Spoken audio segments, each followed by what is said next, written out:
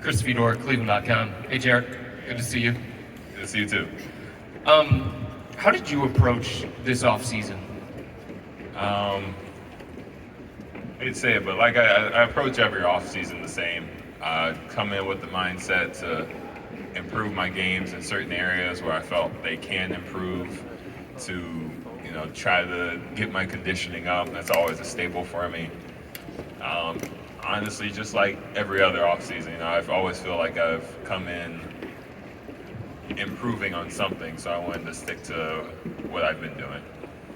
Is there something specifically that you improved? Just trying to work on my offensive games in terms of posting up, facing the basket, and every single year is playmaking. Just trying to make the right play. And you guys won 44 games last year, made it to the play-in tournament, and then you add Donovan Mitchell this offseason. What do you feel like you're capable of this year?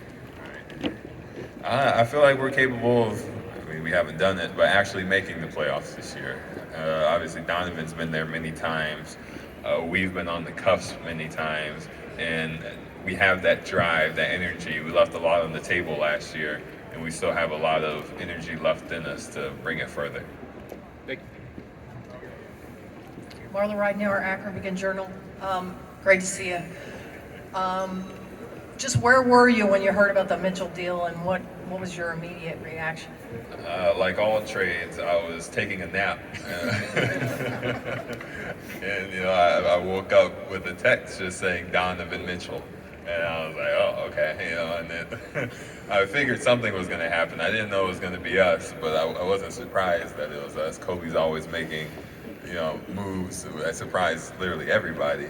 So, and I was excited. Obviously, I'm sad to see our guys go that I've created a bond with, but at the end of the day, I'm glad to see a guy like Donovan come back in. So did you call someone immediately to get the deal, or just check Twitter or whatever? I checked Twitter. I couldn't call anybody. I had to get the grogginess out. But I checked Twitter, and then I called my agent, and we talked about it.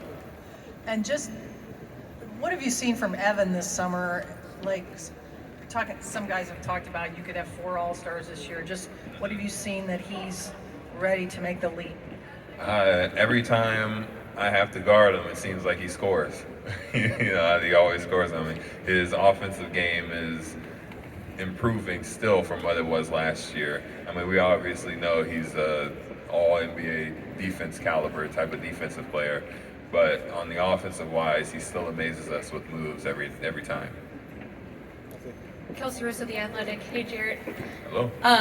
When Darius got his contract this summer, what was going through your mind of just him being a part of this group for the next few years? Free dinners. He's going to be paying for all of our dinners for all of those events. And other than that, I was happy for him. I was excited for him. I'm proud of him. He's been working hard all his career. He's had setbacks that he's had to overcome, just people that didn't believe in him at first, and now he's coming to fruition to show that he deserved that contract. What excites you just about, being able to play alongside guys like Darius, like Evan, and growing what you guys did last year, just heading into the season? Just how much potential we have. It's a young team still, and we still, all of us have so much more to learn, so much more to our games that we can and need to improve on. So honestly, at the end of the day, the sky's the limit. Hey Jarrett, Tom Withers, Associated Press. Good to see you.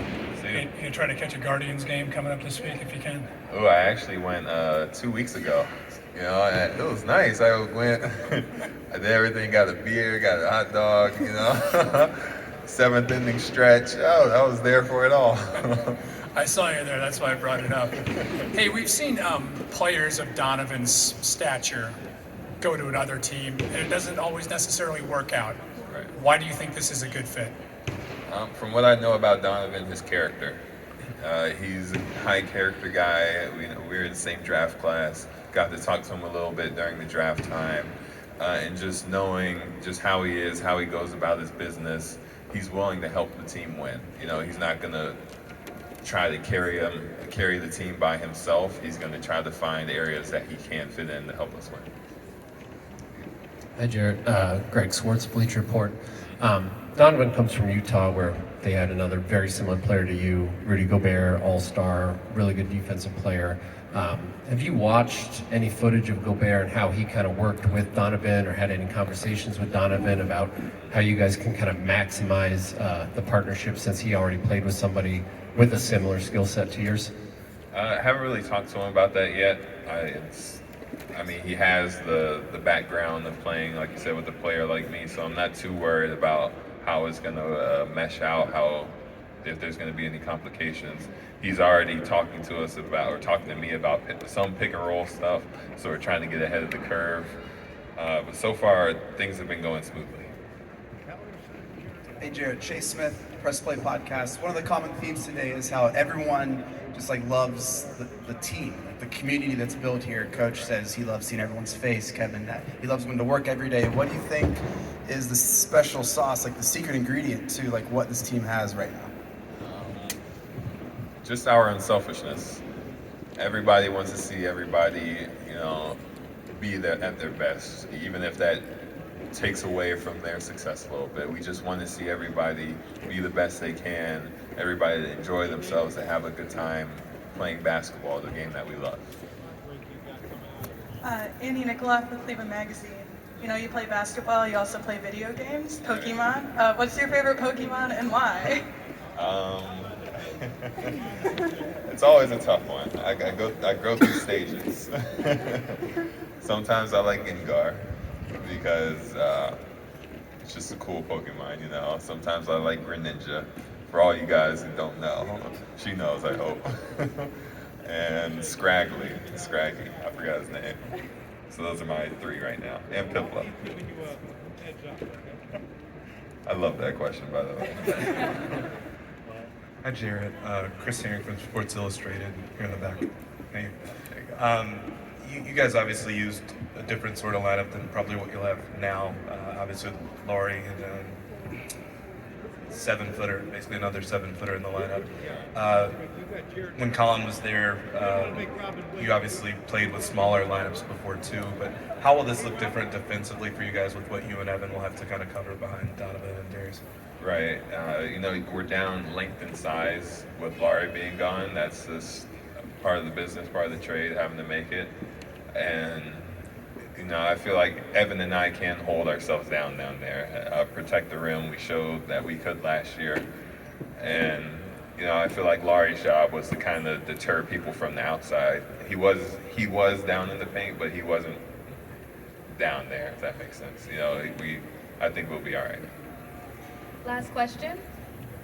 Bailey Burmaster, Cleveland 19 News. Jarrett, you have one of the more unique personalities on this team, Pokemon video games. You're not here for the glitz and glam. I believe All-Star Weekend you got made fun of for wearing a hoodie on the sideline of the game. For the last couple seasons, you've worn some black tattered Kyrie 3s. Do you plan on wearing those this season, and what's the reasoning behind just keeping those? Because NBA players like to mix up shoes and change them every now and then. Those will return.